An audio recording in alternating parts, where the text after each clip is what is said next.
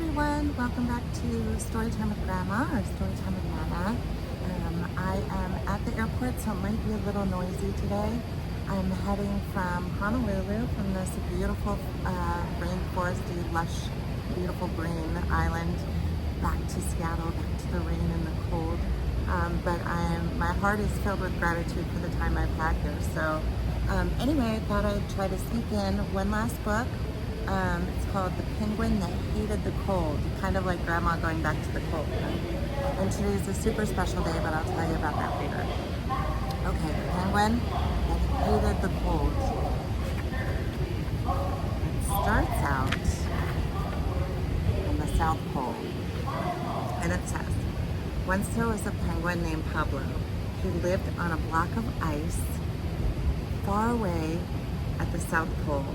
The weather there was always cold, so not like here in Hawaii. Penguins like the cold. Most penguins, that is, but not Pablo. Penguins like to dive and swim and catch fish in the icy water, but not Pablo. Pablo was the only penguin on his block who hated the cold. See Pablo making a bonfire. All the other penguins went skiing and ice skating, or they played all day in the snow at the beach, but not Pablo. Pablo's got his hat and scarf and everything on.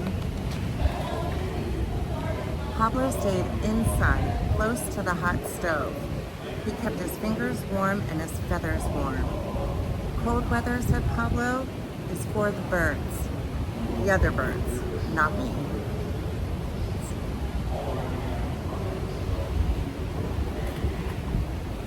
One day, Pablo said to himself, it is silly to be chilly.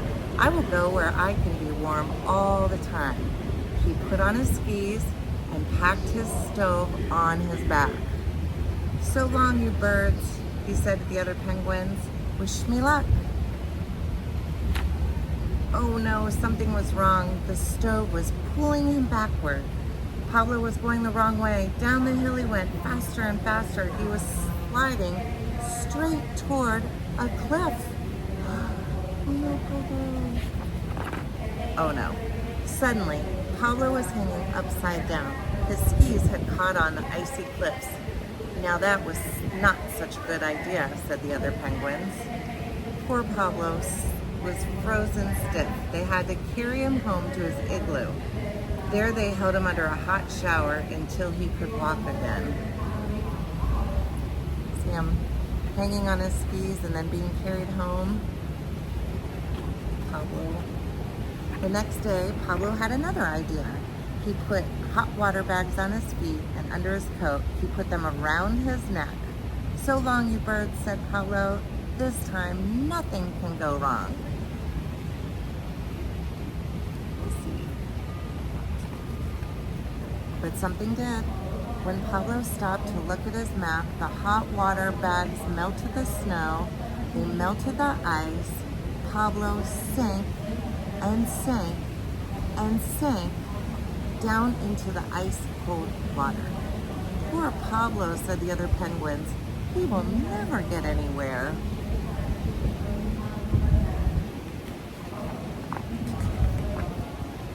When they pulled him out, he was frozen in a block of ice, and that was the way they carried him home.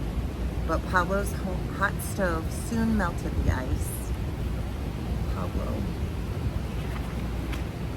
Next day, Pablo said, now I have an idea that will really work. I will go by boat. He got a saw and cut a boat out of the ice under his igloo. Okay. Oops. Let's see what he's up to. Inside the igloo, everything was ready for the big trip. His stove was in place. His tub was in place. He was all set to go. All the penguins on the block came to say goodbye. Then Pablo pulled up his sail and off he went. His boat sailed on and on through snow and fog, past mountains of ice.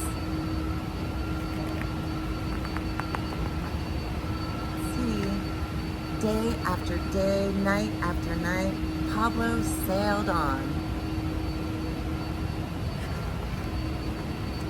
Then one morning, he woke up to find that the sun was shining. Hot weather at last, I made it, cried Pablo. He took off his warm clothes.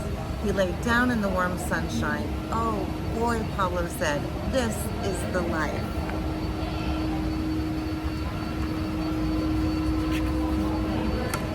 But Pablo spoke too soon.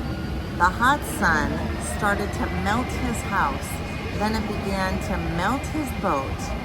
Soon Pablo was floating on a piece of ice. He jumped into the tub. But there was a hole in the bottom of the tub. Water began to run in. Pablo had to pour it out as fast as he could. Quickly, he put the shower pipes into the hole. The pipe began to splash out of the shower.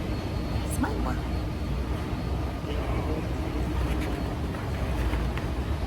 Suddenly, the tub started to go full speed ahead. Far away, Pablo saw land and trees. You see the palm trees, kind of like the ones behind Nana? His boat sailed up to the sandy beach. Pablo got out. He walked over to a banana tree and picked a nice yellow banana. This looks like a good place to build my house, he said. He collected lots of branches and started building it. At last, Pablo had found the land of his dreams. No more cold for him, and he looks just like Nana had looked all week long, under the palm trees, under the sun, just happy, happy, happy. And that's the end. Pablo made it. So I guess the moral of the story is you can do anything that you put your mind to, right? So anyway, the big news that Nana promised, today on February 7th, we have a new great grandbaby born and brought into our family, and her name is Emerson, and she was born at 9 o'clock this morning, and her parents, her proud mommy and daddy, Marissa and RJ, mwah, so much love to them. Congratulations. So special first time story time with Nana for Emmy today, and of course Harbor. And Mary and Nina and Olivia are coming to Seattle. I'm going to see them in Seattle. They're coming from Texas, so I get to see them tomorrow. Super excited about that.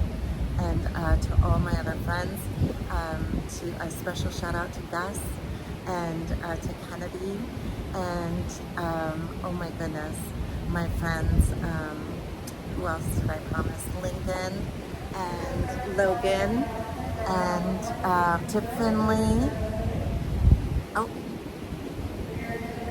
Oh, sorry. And to Maggie, I see some friends that are waving to me here in Hawaii. They've sat here and watched story time, and they were just calling their names, and I couldn't quite hear them.